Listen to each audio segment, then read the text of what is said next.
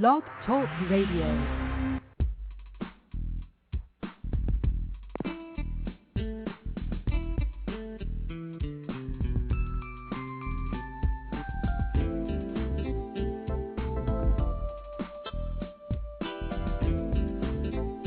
Hi everyone, and welcome to Franchise Interviews, where we're asking the franchipreneur who owns one. I'm your host, Marty McDermott, with my co-host, Don Johnson, and if you've ever dreamed of owning your own business, then you've come to the right place.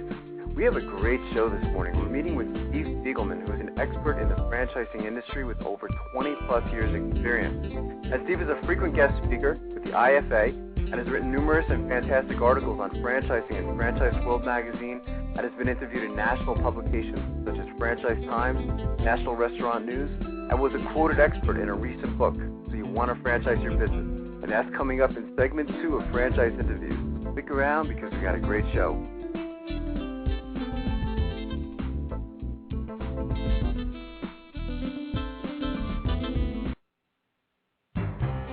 Franchise Interviews.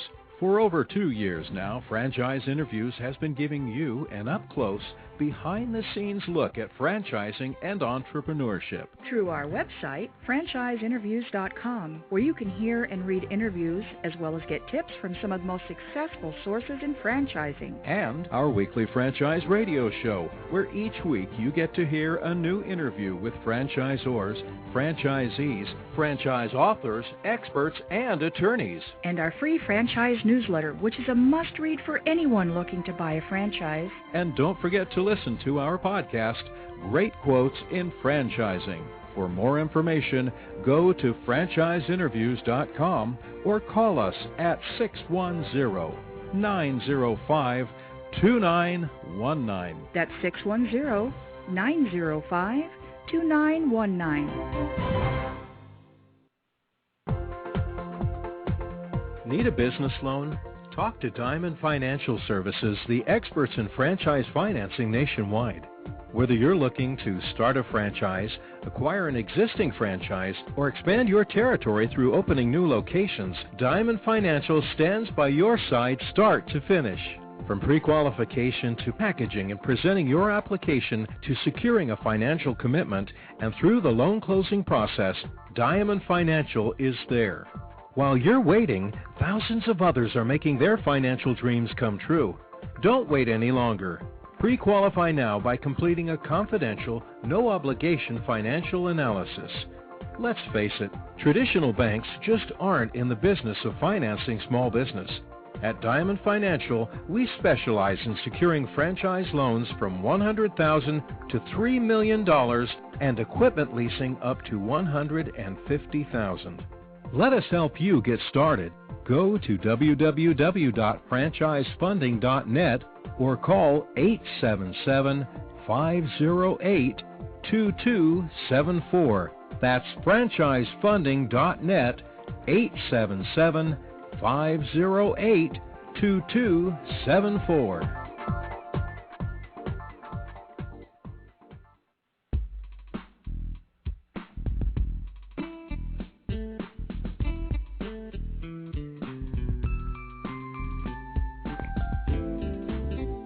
Hi everyone, and welcome back to Franchise Interviews, where we're asking the franchipreneur who owns one. I'm your host, Marty McDermott, with my co-host, Don Johnson. And if you've ever dreamed of owning your own business, you've come to the right place. How you doing today, Don? Welcome back. Yeah, same to you, Marty. Doing fine. How are you? Good. Busy week last week. I was mentioning to you earlier, I was in Jersey City over the weekend doing another presentation of the franchise alternative, and that went well. So another encore edition. Right. That presentation, So it's always interesting meeting with aspiring entrepreneurs looking to buy a franchise. Right. The younger crowd, seeing what their viewpoint is, and I think overall younger people are looking to start up a business. Yeah, there's a lot more out there today, aren't there? Right.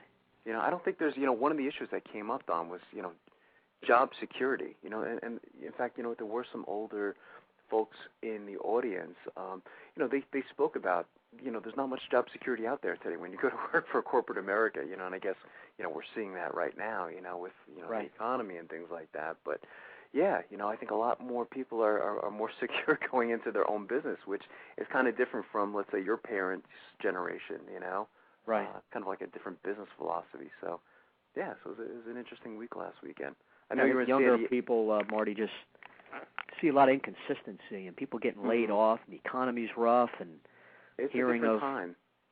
bad stories of people who've put in years at a particular business and are let go. Just rough things. So that's maybe giving the younger entrepreneur more serious thought to opening their own business. Exactly. Yeah, I totally agree. I know you were in San Diego. I don't know if we spoke about it a couple weeks ago. Yeah, it's one of the big franchise shows, the IFA show, and it was interesting. You weren't at the beach, right? It sounds like you really were working when you were there. Yeah. It's a beautiful city, though. It's hotel I was at had a beautiful look at the San Diego Bay right there. Did it really? 8th floor. It was a real nice city. Yeah. What are we doing here in the Northeast? Why aren't we? Our office should be in San Diego, shouldn't it? Just have too much family here. In fact, can never move. That's what it is. I know. But I hear San Diego is such a beautiful place. In fact, our old studio used to be in San Diego. So, absolutely. So someday we'll do a live show out there, I think. Right. Yeah, definitely. Our last show down, we met with Sean Fitzgerald of the Wireless Zone franchise opportunity, and they were founded in 1988 as the Car Phone Store. And Wireless Zone has become the nation's largest independent wireless retail franchisor. And they were ranked number 1 franchise in its category by Entrepreneur Magazine, so that's a pretty big milestone. Every one of their stores is independently owned and operated, exclusively offering Verizon wireless products and services. That certainly helped them have a competitive advantage. I thought it was a very interesting show. What were your thoughts on last week? Yeah, I learned a few things. Just the rapidness of technology is really incredible. How we all knew, and one good thing about their industry, I mean, everyone really has to have a phone. It's really a necessity these days, and that's for sure. And the repeat sale aspect was pretty interesting, I guess. I mean, a lot of people get a new phone every year and a half. It's been the case with myself. I didn't realize that people do get a new phone. I think Sean mentioned it was like every 18 months, and that's because one of the things I love about that industry as well, Don, is that technology is changing so rapidly. I mean, it seems like something new is coming out like every 6 months.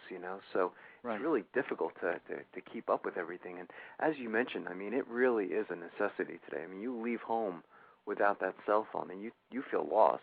Right. So it just really has become such an important part of our lives.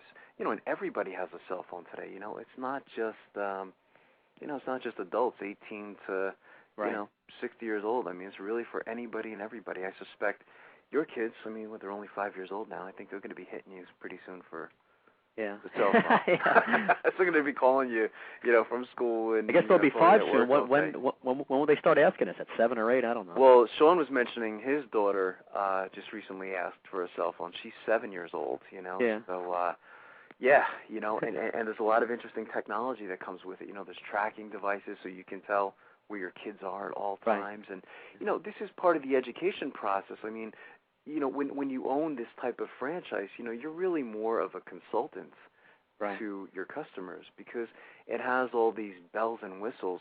You really have to show people how to use it, and not even how to use it, what cell phone is best for them, because what's best for you, Don, may not be what's best for me, or your dad, who probably doesn't, he's probably not very big on technology, gets like 100 emails every day, so he may not need one of those cell phones where you're constantly emailing. Right. So good point. Just for like emergency to have it, or if you have to make a call at any time, it's just great to have it. It helps me so much in my business where I'm helping people with financing nationwide. Mm-hmm. I mean, I couldn't imagine if if the people didn't have a cell phone on them for me to reach people a lot of times. Yeah, it's so true. I don't know. I hate to use the word recession-proof, but I think Sean might have mentioned using the word recession-resistant. And I would kind of agree with that. I think it is one of those industries that probably is not so much impacted. I mean, I think all industries have been impacted to some degree. But again, when you're dealing with necessity items, I think it's a safe industry to be in. So it would make me very, very comfortable. He also mentioned it's a great time for leasing, isn't it? I know one of your obstacles, you and I know each other such a long time now, when franchising or the economy was just really hot, it was tough to get leasing space, wasn't it? Right. When someone bought a franchise, I mean, it was very difficult to get a good location, and I think it's a little easier today than it was going back, 3, 4, 5 years ago. I think one of the articles I'm going to talk about today talks a little bit about that. But, yeah, it's a great position, buyer's market for people leasing space. It's completely switched from a few years ago. That is so true. He had a great quote. I don't know if you picked it up. I think, this one is definitely going to make our great quotes in franchising podcast. He said one of the things you get when you buy a franchise is the company's best practices. And I said, wow, that's never been said on the show. I mean, it's so true. This company has been around a long time. They know what works. They have a set of best practices that they follow, and they know what doesn't work. And that is really what you're buying. It could be any franchise, right? I mean, it could be Jersey Mike's or you name it. But that is one of the things that you're buying is best practices. And it was interesting doing my presentation last week. I just get so much information from the show. One of the quotes that the audience really loved was when I was talking about the importance of dating a little, and that you really need to date the franchisor, and the franchisor really needs to date the franchisee. It's a good way of putting it, yeah. Sure is, and I just said, wow, that's a great analogy. It really hit home with the audience, So it's just such a learning experience as just doing the show, I think you and I a lot of times think we know everything, and we certainly don't. Right. We learn something every single show. So exactly, yeah. Yeah, it's just been incredible, So I know we got a great show today, don't we? Yeah, Steve Beagelman. Excited about having him on. Really good guy. I've met him a few times. You mentioned a little bit of his resume before. He's been in franchising 20 years, so we'll learn a few more things from Steve today. Steve was funny. He was joking around, too. He said he's been in franchising 20 years, and he's only 25 years old. He's got a sense of humor, So but yeah, his bio is just incredible. I mean, I was looking at it, I said, my God, I said, he really is a veteran. And I recall reading some of Steve's articles, in a lot of these trade magazines that you and I are constantly referencing, Franchise World magazine or Franchise Times magazine. So, I was very familiar with his name, so I was excited to have him as a guest today. I know you have some interesting articles, don't you? From first mention, Marty, a couple shows. The big International Franchise Expo is coming up. In Washington. Yeah, March 20 to the 22nd, Friday, Saturday, Sunday. People can go to the website ifeinfo.com. Now, I'm going to make sure I'm there this year. We've been exhibiting there for years. So. Yeah, I know you guys are always there. I'm going to be there this year. I know I didn't make it last year with the baby. I was a little disappointed about that. He got his first big major cold last year, so I couldn't make it down to D.C., but I will actually be there this year. And my dad, Martin Sr., is actually coming along, too. So good, yeah. It'll be fun. We'll take lots of pictures. Excited about that. And the Franchise and Business Opportunities Expo has a couple shows. San Jose, March 7th and 8th. And then Denver, Colorado is having a show April 4th and 5th. Seems like there's a lot of these more smaller, intimate shows today, too, Don, don't you think? Right. Well, they put on a lot of these smaller shows around the country. I think they do between 10 and 15. But information on those shows, U.S. Franchise Expos, that's with an S.com, to find out more about the San Jose and Denver shows coming up over the next month and a half. Okay, good. I forgot to mention, too, we're having a celebrity on next week, Dr. Shane, who we've had on in the past. He recently wrote another book called Fool's Gold, The Truth Behind Angel Investing in America. And I'm excited about that because it's kind of a different show. I mean, again, it's always 95% franchising oriented. But here's just something from the book. It says, the stereotype of the angel investor is a retired wealthy entrepreneur who seeks potential, asks tough questions, takes a large stake, and in a few years makes a massive return in an IPO. This outsider fills a gap between the venture capitalist and the professional investor, swooping in with cash and expertise to bring dreams of fruition. Unfortunately, Scott Shane observes this figure bears no relationship to reality. He's very big on giving the truth, right? Not painting that rosy picture, which you really need both sides of the story. So right, yeah. So looking forward to having him on the show. Yeah, had him on in the past. Good. I'm excited to hear about his book. Here's something, Marty, by Laura Raines in the Journal Constitution, January 25th. Small business hopes flourish. It starts out, the economic headlines are all doom and gloom. Bank failure, store closings, bankruptcies, unemployment. Would anyone even think about starting a business today? That's a good great way to start out an article. Pretty powerful, you know. Yeah. Oh. Yes, and some people should, says Lydia Jones, director of the Kennesaw State University Small Business Development Center. We're seeing markets and industries contract. Many small businesses are hurting. Those that aren't strong enough won't survive. Others will make it but won't grow. In times when the economy is booming or tanking, we are covered up with people seeking our advice and assistance, she says. Despite the negative news, Jones is a firm believer in small business. I've seen small businesses turn on a dime when big business couldn't or wouldn't change. Small business owners are so open to new ideas and ways of doing things, they're like sponges, and we need them right now. For all the tight-belting and small business pain, she's also seeing owners innovating and grabbing for opportunity amid the chaos. People start businesses in all economies, she says. She's seeing new enterprises succeed in the biotech, green energy, saving, training, and service sector. So when she sees someone come in with blinders on, meaning that the person has such passion for his business idea that he's willing to take huge risk, she encourages him to go forward with caution. She advises entrepreneurs to plan more thoroughly than ever before because there are more challenges facing them in this economy. They can't leave any question unanswered when lending communities are still so cautious and customers less willing to spend money. You have to have a very strong package to present to lenders or investors. You need more contingency plans than usual. It goes on here. It says, in a recession, entrepreneurs face more challenge and have less room for error. They have to be more creative about financing. Venture capitalists are still lending, but they're being a lot more careful. In 2000 and 2001, the article gets a little more interesting. It says, we had a recession, and then 9/11 happened, and things got bad, says Jim Rawbold, a consultant with Axiom Franchise Advisors, who has owned franchises in the telecom, automotive, and medical sectors. In the next 5 years, franchising grew by 18%. Buying a franchise makes sense for a vertical worker in a declining industry or an older worker who has been laid off. You can spend a year trying to replace a high-paying job you lost, or you could buy a franchise and start creating a revenue stream. Franchises offer people an opportunity to run their own business with backup. New business owners often wonder where to turn for direction and guidance. Those systems are built into the franchise, he says. Now is a good time to buy because franchising companies are bending over backward to cut fees, and as the economy rebounds, so will business. Now is a good time to get in. He advises people to do as much due diligence as possible, something you and I obviously are always recommending, including visiting and talking with existing franchise holders or volunteering with a similar company. Funding will be difficult. There are legal ways to tap into retirement plans for franchising. We're very familiar with that.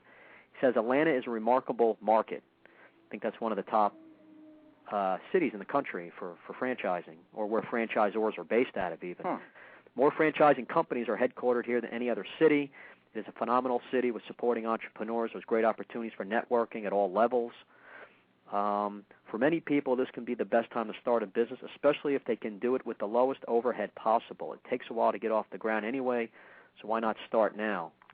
So it's pretty interesting how in a rough economy, a lot of times there can be opportunities there, just not to start a business, but like this article says, smaller businesses tend to be more willing to change and adapt and maybe even risk a little bit more or diversify.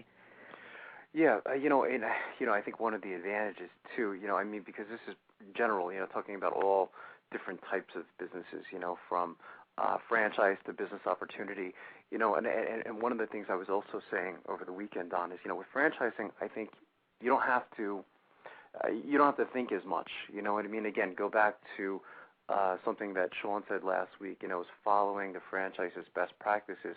I mean, it's not really the franchisee's job, to think outside the box, I mean, it's good to look for opportunities, and again, some great ideas have come from franchisees, but again, always go back to the very basics of trusting, the franchise system, and you mentioned some interesting things about, the whole packaging thing, how it's so important, I mean, have you guys done anything differently, in the financing community, or are you still pretty much following the same format? Because I know you guys do a great job as far as packaging, like franchise loans and things like that.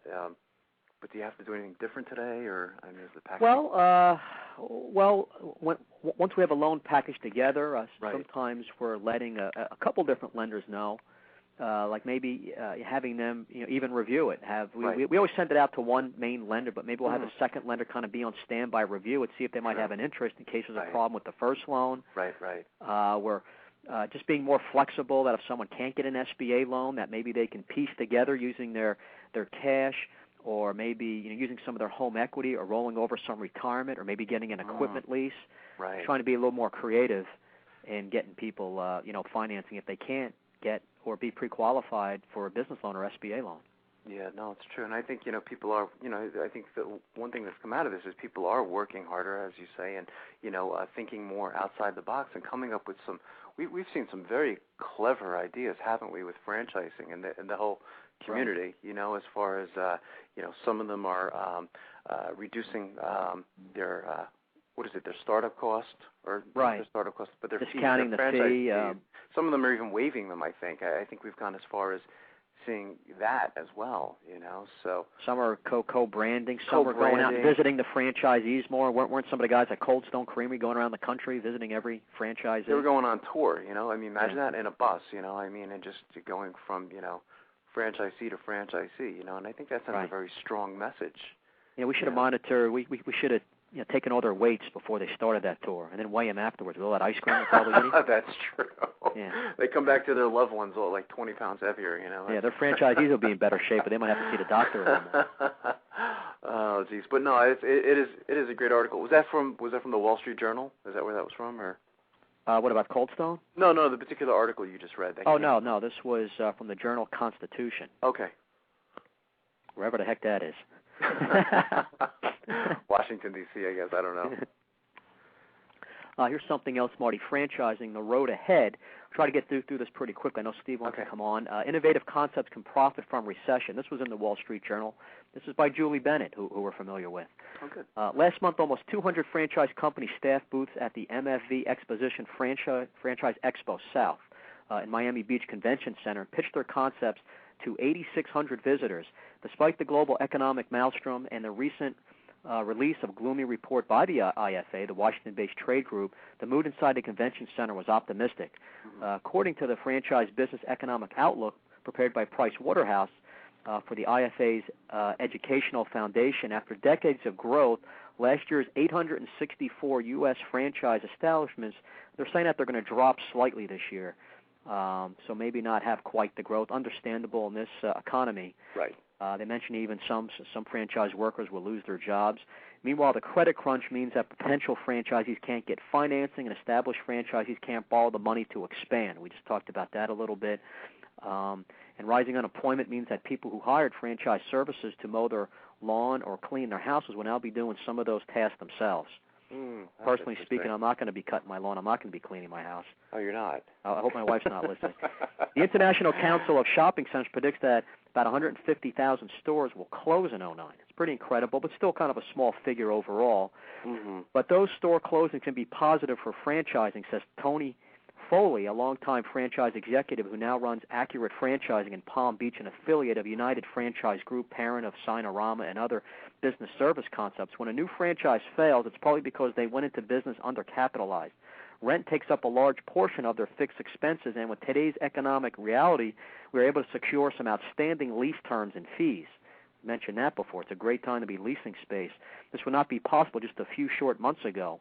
One of the most crowded booths at the expo belonged to Tropical Smoothie Cafe, a Destin, Florida-based franchise with about 275 restaurants that sell smoothies, soups, sandwiches, and wraps in 33 states. Here we go with talking about food right before lunch. Yeah, no, I know. Here I was getting hungry again. I suspect they're probably giving out samples, I guess, right, Don, at the... Yeah, usually they do. They're very big like that. Yeah, that's good. While some franchise food exhibitors had cut back for the expo, Tropical Smoothie Cafe had gone all out, spending over $25,000 to fill its booth with restaurant workers, and gave away thousands of sandwich wraps. That was smoothie smart, samples. wasn't it? Not to cut you off, but if you think about it, if the other guys are, not giving out samples, right. People are hungry. Wow, talk about opportunity. About people going up to their booth. Because a lot of times when you do go to the shows, I know when I go, I always go hungry. Initially you just might go over to the booth, what they do, and then you taste or drink it. Wow, who are these guys? You start looking around at their logos and everything. Yeah. Mike Rotondo, Marketing and Communications Director, says the expense was worth it. I think we'll get 5 or 6 new franchisees from the show, and I know we acquired hundreds of new customers for our restaurants. I never quite think about that at the shows when all the people that are attending the shows, not the franchisees or suppliers, but besides just, hoping it leads to maybe getting some new entrepreneurs investing in the franchise. But what about all the new business they might get just for their existing stores from people maybe first time, tasting the product? Right. Like many franchise systems, Tropical Smoothie Cafe works in an area developer model. Investors pay hundreds of thousands of dollars for the right to sell the franchise within a specified territory. The area developers provide support for the franchisees that bring in in exchange for a share of the initial franchise fee along with continuing royalties. That's something I don't think we've really talked a lot about. We should maybe talk about the area developer. Yeah, it'd be a good topic. Yeah. And I'll just do a little bit more here. Greg Marcotte, Tropical Smoothie Cafe's area developer for Broward and Dade counties in Florida, says he attracted a couple new franchisees who were already profiting from the retail slump. Developers of a couple of new shopping centers who want our cafes, he says, are offering to do the entire build-outs, making the empty shell in the retail center ready for business on the restaurants themselves, saving the franchisee $120,000 to $150,000. Wow! So that's how much that retail market's turned around. Yeah, for leasing that's space. Amazing. Yeah. Before the recession, he says all that new franchisees could hope for was 60 days of free rent when they moved into established centers. Now landlords are offering 4 to 6 months free rent plus other concessions. Wow. So that's great. I mean, I think that's, it does show that, there is some opportunity out there, with all this doom and gloom, like you say, right. So yeah. That's fantastic. So why don't we take a quick break, Don, and we'll be right back with more franchise interviews.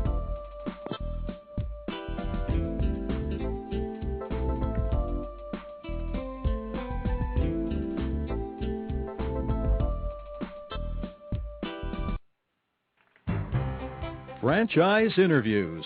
For over 2 years now, Franchise Interviews has been giving you an up-close, behind-the-scenes look at franchising and entrepreneurship. Through our website, franchiseinterviews.com, where you can hear and read interviews as well as get tips from some of the most successful sources in franchising. And our weekly franchise radio show, where each week you get to hear a new interview with franchisors, franchisees, franchise authors, experts, and attorneys. And our free franchise newsletter, which is a must-read for anyone looking to buy a franchise. And don't forget to listen to our podcast, Great Quotes in Franchising.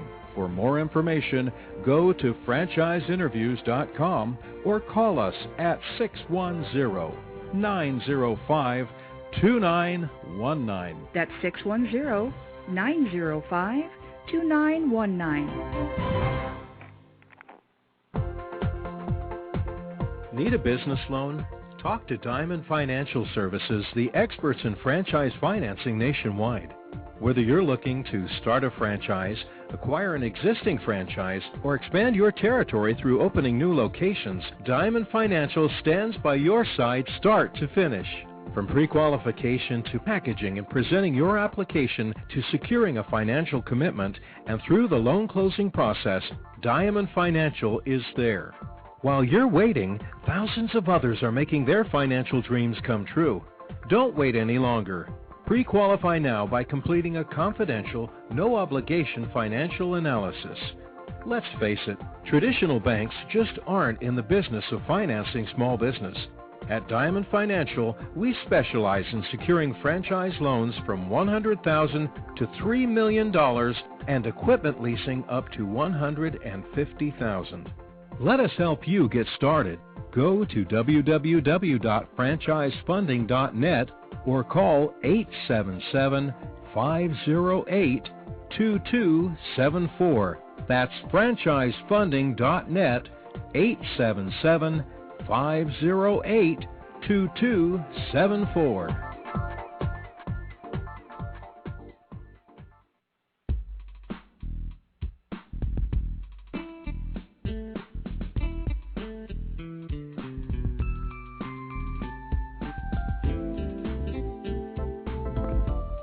Hi, everyone, and welcome back to Franchise Interviews, where we're asking the entrepreneur who owns one. I'm your host, Marty McDermott, with my co-host, Don Johnson. And if you've ever dreamed of owning your own business, then you've come to the right place. Well, as we were saying earlier, Don, we're very excited about this morning's show. We're meeting with Steve Beagelman, and Steve is an expert in the franchising industry with over 20-plus years experience. And Steve is a frequent guest speaker with the IFA and has written numerous and fantastic articles on franchising and Franchising World magazine. Has been interviewed in national publications, one of our favorite magazines, Franchise Times, Nation's Restaurant News, and was also a quoted expert in a recent book, So You Want to Franchise Your Business. Hey, Steve, good morning. Welcome to the show. Good morning, Marty. Good morning, Don. Hey, Steve, how are you? Today, Steve? How's things going? Things are well. Things are well. That's good. That's good. Steve, we always like to ask our guests where you're calling from this morning. I'm actually in Bucks County, Pennsylvania, which is a suburb area of Philadelphia, probably about an hour outside of Philadelphia, Pennsylvania. Yeah, very familiar with Bucks County. It's a nice part of Pennsylvania, Don. I don't know if you've ever been there, but Steve isn't that far from where I am up in Williams Township. I'm actually north of Steve, so it's a beautiful part of Pennsylvania. Yeah, nice area. Yeah, Steve, can you tell us about your background in the franchising industry? When Don and I saw your bio, we were a little intimidated. Steve, I want to talk to you a little more at the San Diego show. If I knew you did all this in the past. Yeah. Oh, that's great. Well, don't be intimidated. I have been doing this a long time. I started at a very young age in franchising. Have been doing this over 20 years, and started very, very young. Started in the late 80s in the packaging and shipping industry in a family business my parents had started, which really started my education in the franchising business. And then in the early 1990s, I started my own concept called Black Tie Express, which was a food delivery service, and then springboarded that into selling my company in 1994 to my largest competitor in that same industry, and grew that business to about 150 units. Actually went on and became their vice president of development, called Takeout Taxi, out of Northern Virginia. And then after that, moved back to the Philadelphia area from Northern Virginia, and that's how I've ended up in this area where I've been now for well over 10 years. Worked for a small regional chain called Bassett's Original Turkey, which had operated locations in food courts and malls and transportation centers. Spent 3.5 years there, and then went on to a national chain called Restaurant Systems International out of Staten Island, New York, which had probably about 150 locations around the United States, also in malls, transportation centers, airports. Took them to about 250 locations while I was there, and then went and spent well over 5 years with a chain called Rita's Water Ice Franchise Corporation, which sold Italian ice and frozen custard. Joined that company when they had about 150 locations, and left after we had about 350 locations, mainly on the East Coast, and about 100 more locations in development. And my role with the company there was I was the vice president of franchising and oversaw franchise sales, real estate, and the construction areas of the business.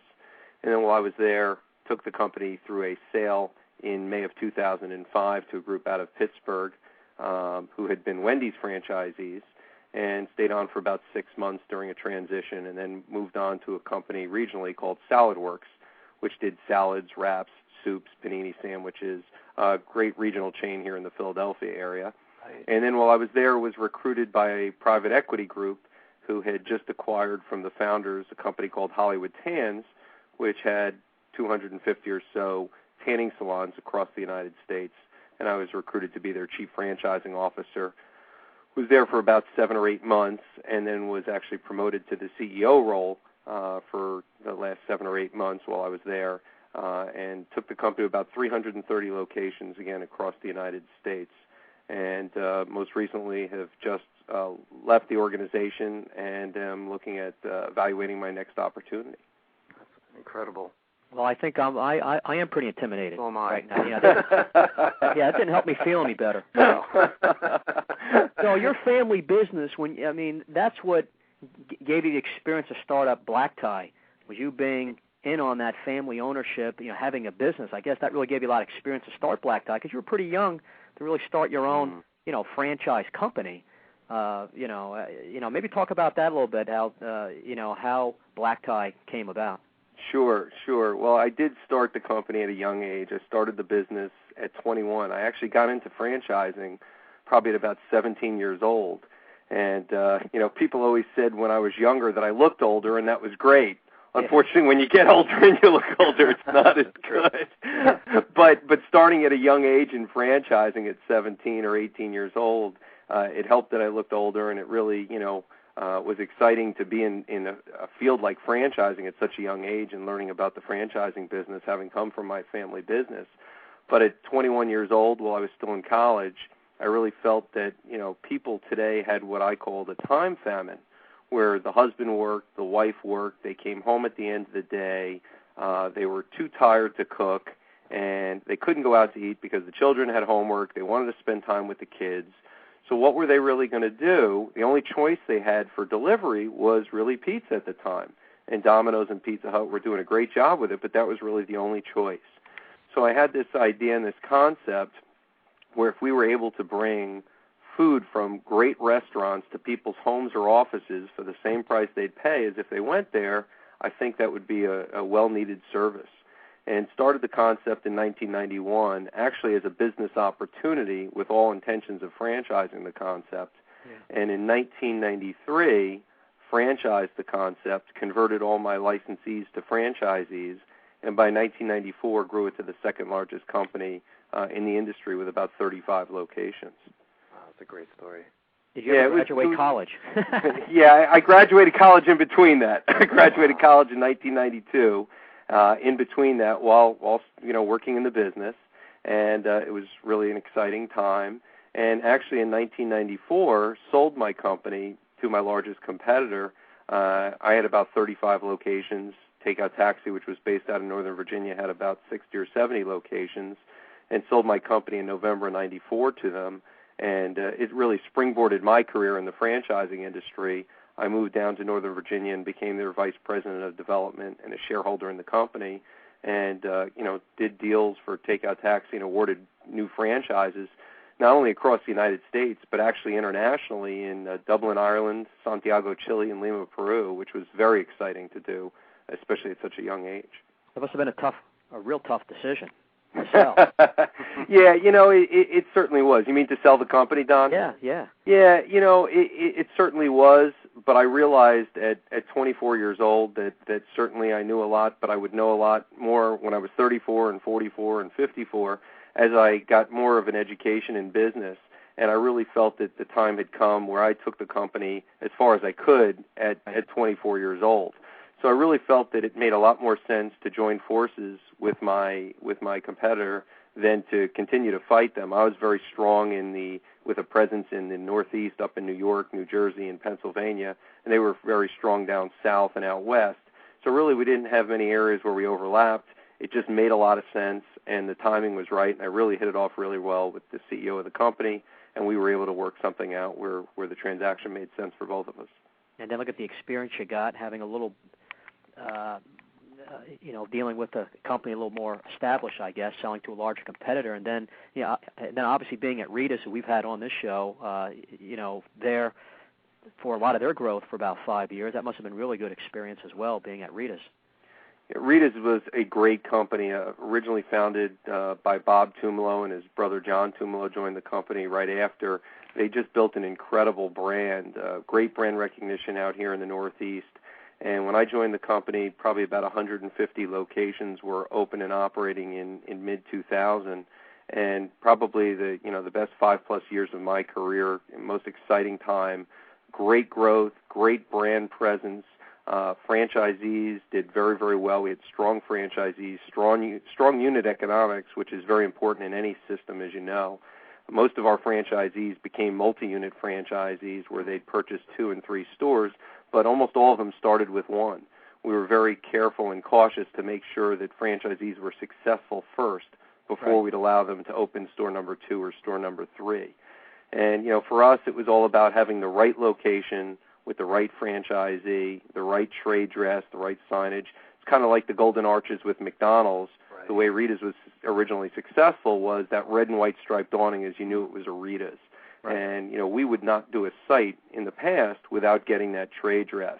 Also, walk-up window service was what made the business so unique, along with just an outstanding product. A great product, a simple business model, and great, strong franchisees. and obviously a tremendous team that we had based at our home office really built the company to, as I said, well over 350 locations by 2005 and 100 more in development. And it really was an exciting time in my career and really enjoyed it, and great people and obviously the great founders of the business. Yeah, we're impressed with the company. I was at the home office last year and a half. I don't know if they moved since you were there, but yeah, it's... There was like a cult following too, Steve, with that product too. I noticed, with a lot of their customers. It's I know in this part of Pennsylvania, Rita's is huge. Everybody knows them and everyone frequents them. Especially in the summertime, at least once or twice a week. Marty, you're absolutely right, and Don as well. There is no question that there was a cult-like following for the product and the concept, and we would see that all the time. We actually never advertised for franchisees, for franchise sales. People used to say to me all the time, what's your advertising budget for franchising? And I would actually say we don't have one. The stores sold themselves. The people that purchased the franchises from the company were all customers, people who loved the product, saw the lines. Lines attract lines. Once you get there and try the product, you become hooked. And we had a whole marketing campaign one year about getting hooked, and you get hooked on the product. The key is to get you to get in there and try it once. It's an inexpensive product. It is a cult-like following. It's a great thing you could do with the family. So you can go out for an inexpensive treat. Family of four can go there for $12 and really have a great quality product. So we did have a cult-like following. We had tremendous interest from franchise candidates, 3,000 leads every year without advertising. So it was really great. It was how we continued to expand the brand outside of the Philadelphia market, was people who would come to the Philadelphia market to visit family or friends. Their family or friends would take them out on a Tuesday night or a Wednesday night or even over the weekend and try the product, and they would say, oh, my gosh, there's nothing like this where I am. I live in Ohio, or I live up in Connecticut, or I live in, Long Island, New York. And that's kind of how the concept grew outside the Philadelphia area. And it really, really was successful and still is today. Yeah. Steve, let's talk a little bit. You brought up something interesting, how you really were there during a transition. Existing franchisees, now they want to open their second and third. And, Marty, we just read an article a couple of weeks ago about it's not as easy as people think. They have one location open, and, hey, I know the system. I'll open up the second one. That'll be easy, but it's really just the opposite. It becomes a whole different type of job function for that franchisee. What was your game plan for those existing franchisees, Steve, as they were opening their second and third? Well, in any system, whether it was Rita's or Hollywood Tan's or any of the systems that I've been with, going from 1 to 2 is probably the most challenging and the most difficult step. Going from 2 to 3 or even 4 to 5 is a lot easier than 1 to 2. Right. Because the challenge in a lot of cases is when you have one location, whether it's a Rita's or any concept, you're in that store, you're working that location, you're in there working, shifts a lot of times and working with your staff. And when you get to multiple locations, you need to give up control. And that's a challenge for some people. And we had some great owners who owned one location and were very, very successful, but couldn't make that jump or that adjustment to 2 or 3 or 4. And then others really understood that it's a different mindset, it's a different model. And now, really what we're doing is managing a business. We're managing the marketing function. We're managing the business to really get to that next level. And if you don't give up control, you'll never get beyond store number 1 in any concept that you're a part of. Right. So you really need to adjust your franchisee's mindset when they're going to store number 2 and help them make that transition. And we had programs in place, whether it was at Rita's or Hollywood Tan's or any of the companies that I've been with, to really help those franchisees make that adjustment. And most of them were able to make it very successfully. Right. Yeah, it's very important. So, you've been with small startup franchise companies. You've been at the larger companies. What are some of the big differences between those two type of scenarios, Steve? Well, Don, smaller companies obviously give a lot of attention to the franchisee. So, every franchisee, that franchisee by name. You can get a hold of, the owners of the company or the CEO of the franchise system. Pretty much you build very, very strong relationships when you're joining a smaller system. When you're joining a smaller system, you also typically get your choice of prime territory, maybe in your backyard where you want to be and open a business. You don't want to have to drive an hour to your store every day or your location. Right. So you get the prime territory, you get to know the the management team, the owners of the company and the concept, and really build that strong relationship. The challenge is the brands aren't as well known, so it takes time. And, obviously you need to make a decision when you're a franchise candidate or a potential franchisee looking at concepts. Do you want to join a company that's in the infancy and the growth stage, or do you want to join a more established, national brand that has presence but's going to have limited locations available? You might have to go a much farther distance to get that location, and they have, proven systems in place. So you're going to have to follow that system to a T, and you're going to deal typically with a regional operations manager and training managers in that region. You're not going to get to know the top level of management in a large company, whether it's a Dunkin' Donuts or a Dairy Queen or Yum Brands. You're just not going to have that kind of interaction with the top management team. They're just too large of an organization. Again, great companies, but it all depends what you're looking for as a franchise, candidate or potential franchisee. It's a real interesting question, though, huh? Like, that's where a franchise consultant come in, speaking to an expert like yourself, to really educate someone for that type of decision. Sure. It is a big decision, and you need to really know yourself to know what you're looking for. If you want an absolute 100% proven concept that's been around, tried and true, then you're going to want to join one of the big chains that have been around for 20-plus years that have, thousands of units. But if you're more an entrepreneur and you kind of want to feel things out and be a part of the growth strategy of an organization and impact some of the marketing decisions and decisions from an operations standpoint for an organization, then you're going to look towards a smaller company that you can have impact, that you could be on the Franchise Advisory Council, that you could really be involved with decisions that the company makes for growing the brand forward. Maybe have more territory, be in on the early part of the curve for that franchise that maybe has had some success so far, but they're really early in their process. So, yeah, real interesting. Yep. In 2006, you started a concept to educate franchise candidates about franchising. It's called the Franchise Roadshow. Can you share with our listeners why that was started? Sure. In 2006, I was attending one of the franchise update conferences, and I was talking to some of the other franchise executives in the industry, and a lot of companies were all struggling with the same thing. How do we generate more potential franchisees? How do we educate more potential franchisees about our concepts and about franchising?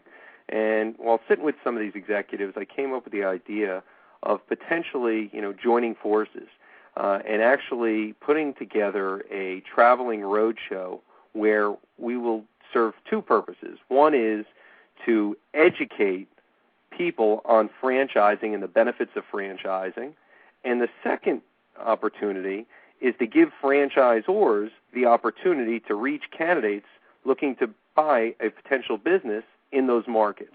So there were two reasons for us creating this Franchise Roadshow program.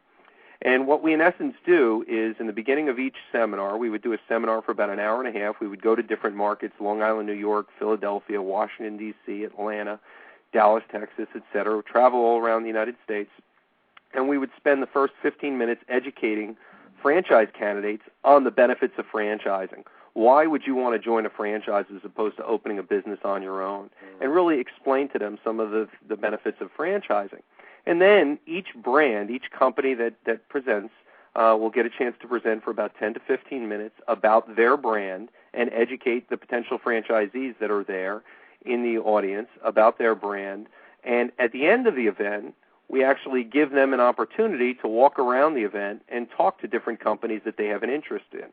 So each company will be able to set up a little pop-up display in a booth and present their brand and their literature about their company. And the concept originally started with 4 or 5 companies. At the time, I was with SaladWorks, so SaladWorks, Nathan's, Carvel, and Fantastic Sam's hair salons.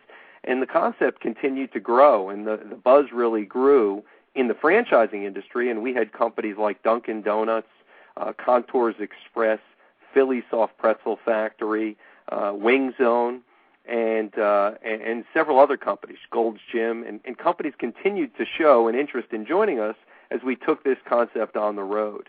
So very, very exciting for us as we did this, and it really, really worked out well. One of the key things with the Franchise Roadshow program is PR, getting local marketing about each event in the market prior to the event. And a gentleman by the name of Nick Powells, who's now with No Limit Media Consulting, did a great job for us really promoting each one of these franchise roadshows. When we did New York and Long Island, we had a full-page article in New York Newsday the day of the event, educating people about the opportunity to go in their own business, getting out of potentially corporate America, people who are downsized. Now's the time to open your own business. And here's an event that's going to educate you about franchising and give you an opportunity to hear from 4 or 5 or 6 different franchise concepts. So really a great opportunity. Yeah, and a great idea. Yeah, it really is. With the key being the educating people, because they think of franchise instant success, just pay the franchise fee. But you're going over all the pros and cons and really educating people so they can make a decision. It's a very good idea, Steve. Yeah, and it's really, franchising isn't for everybody. Some people who want to just do everything on their own and create their own concept, I mean, that's not the right candidate for a franchise concept. So really educating people on the benefits of franchising is a very important part of the Franchise Roadshow concept that we created. Right. So true. Are there any franchise concepts or companies that you find exciting today, Steve? Well, I certainly see out in the franchise community now things that show a lot of excitement are in the healthcare field, kids, and certainly always food. True. So in the health aspect, what I see a lot of right now is the spa concept. So a concept out of the Toms River, New Jersey called Hand and Stone Massage is a very exciting concept. Spas, facials. People, although, we talk about the recession and what's going on in the world today, people might not be taking those big trips that they used to take, but what they are doing is taking care of themselves locally. So the spa concept, I think, is exciting. For kids, certainly anything relating to kids, and, a concept that I like a lot out of Ohio is called Portrait Avenue, which is portrait studios.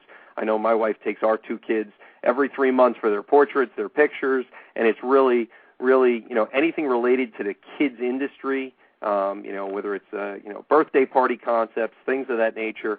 Everybody is still spending money on their children and their kids. And then the third category that you always see has lots of excitement. I'm sure Don does from a financing standpoint, and that's food. People always need to eat. They're going to continue to eat, and they're going to continue to want to spend money on eating in restaurants. And I see a couple concepts from the snack segment. A chain out of the Philadelphia area called Philly Soft Pretzel Factory has had a lot of great growth in the past 2 years. A very exciting concept. It's pretzels served very inexpensively, so it fits in today's times and today's economics. And then, as far as concepts that are located in malls and transportation centers, I see a lot of growth in the transportation center category. Airports and train stations are still very, very busy. A pizza concept called Villa Pizza out of Morristown, New Jersey is an exciting concept that's been around a long time, really stable with about 300-400 locations. So those are some of the concepts that I see that are pretty exciting today. There certainly are so many other great concepts out there. And again, a candidate or a potential franchisee just needs to understand, what are they looking for? Are they looking for an established company that's built out, that has hundreds or thousands of units, or are they looking for something that's more startup that they can get in on the ground floor? And that's when they'll make the decision what's best for them. I think it's interesting your answer to that, Steve. You're right. And I know Hand and Stone and Villa Pizza, a couple actually Villa Enterprises. They have several different concepts. But yep, they do. The kids franchises are interesting. My twins will be 5 soon. We actually set up their birthday party at a franchise called Bounce You. They merged with Pump It Up. Those are popular type franchises. They have all the inflatables and everything. And on the food, we see kind of a growth in the fast casual. Some of these hamburger franchises, believe it or not, putting themselves in the fast casual. And Marty and I have been talking about just senior type services, senior care, and a few others have seen a lot of growth. Yeah, the senior care, there's no question, has as well. Certainly has growth. And you're right, with the kids, the bounce arounds and all of those types of places, I think we have a birthday party scheduled for my 4-year-old as well. So, you're always going to spend money on your family. You might give up those extra vacations right now with times being a little more challenging than they have in the past. But you know what? Franchising normally excels in an economy like this.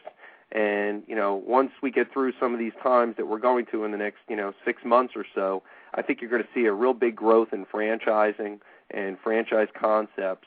And, people are going to want to invest their money. They want to invest in themselves.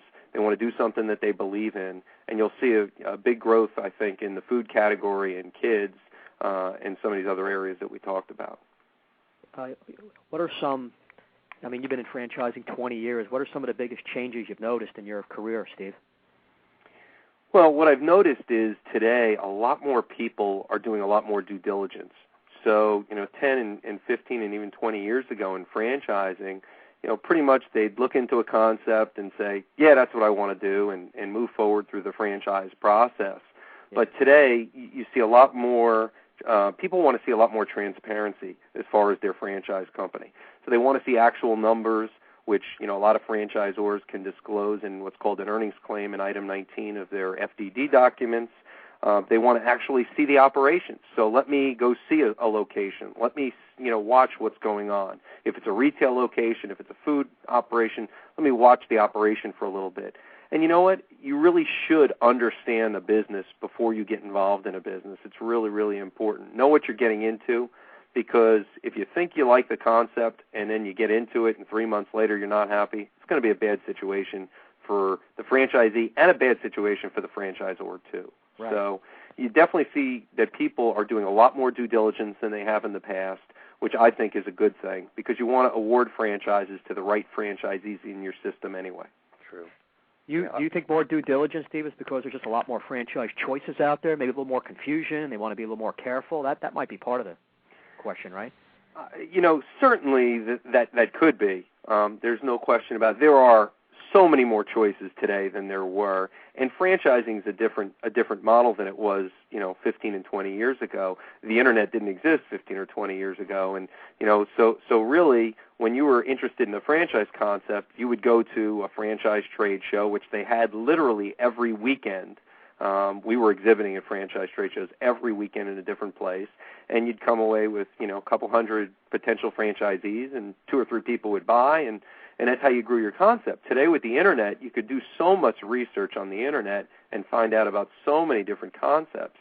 Right. So, and then obviously do so much research on the internet about the concepts that you decide you have an interest in, even before you go and talk to the company. So you see a lot more, research than you did in years past.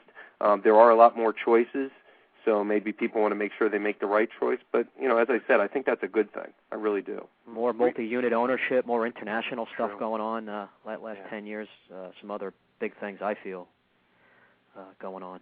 Yeah, Were you surprised, Steve, at the amount of concepts there are today? Did you know, the 15, 20 years ago that it would get to this point? I think, there's over, 3,000 different concepts, and Don and I always wonder how far it's actually going to go. How many concepts are there going to be in another 5 years, and how many industries are going to be jumping into franchising? Did it surprise you?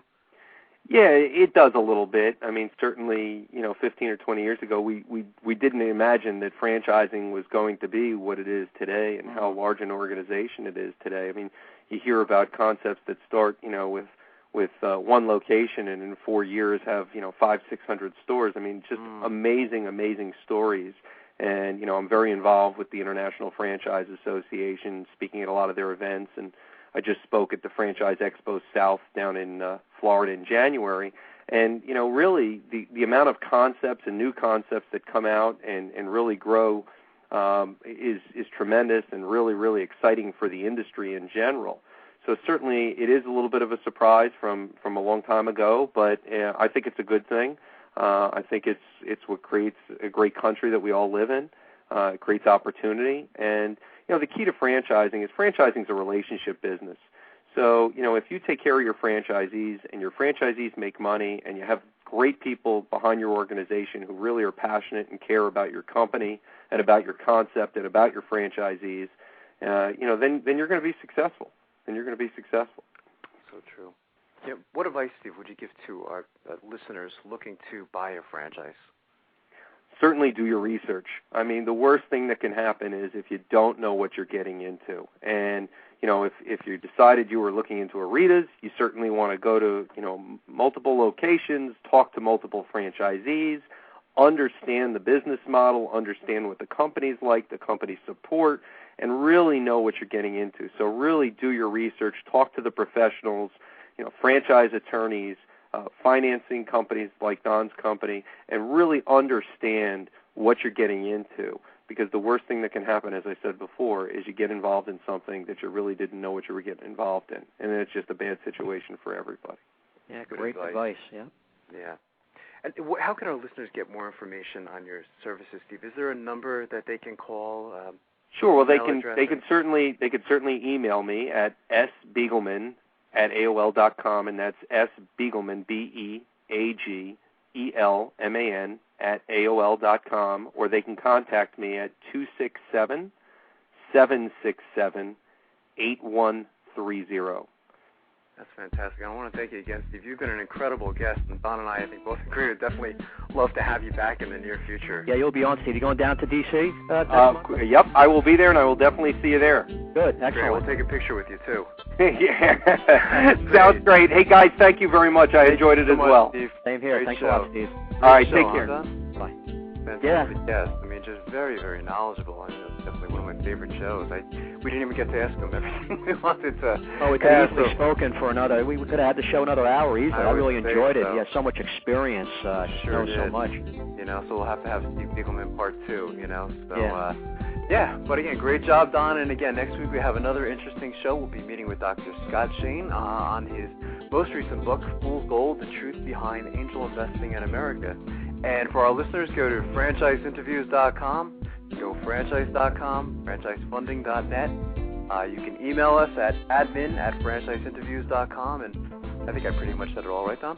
That's it, Marty. Great job. Have a good day. Great job, Don, and I'll be talking to you next week. Okay. Take care. Bye-bye.